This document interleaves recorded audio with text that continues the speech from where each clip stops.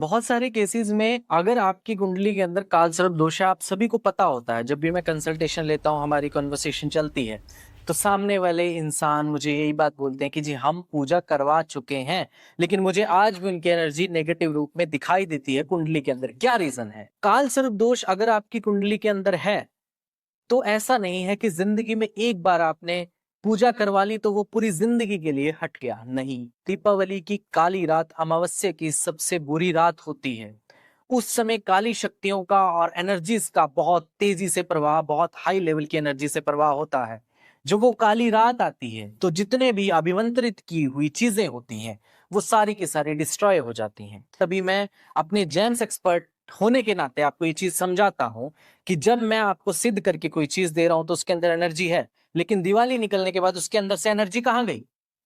आप समझो उस चीज को। मैं तभी आपको सबको राय देता हूं कि दिवाली के बाद आपको वो सारी चीजें दोबारा एनर्जाइज करवा लेनी चाहिए, क्योंकि उसके अंदर से हमें नहीं पता कैसी एनर्जी प्रवाह हुई है। तो ऐसे ही काल सर्प दोष, जो आप संकल्प लेते हो, पूजा करवाते हो, दिवाली निकलने के बाद वो पूजा आपकी कहीं ना कहीं वो संकल्प धीरे धीरे कम होना शुरू हो जाता है उस एनर्जी की वजह से।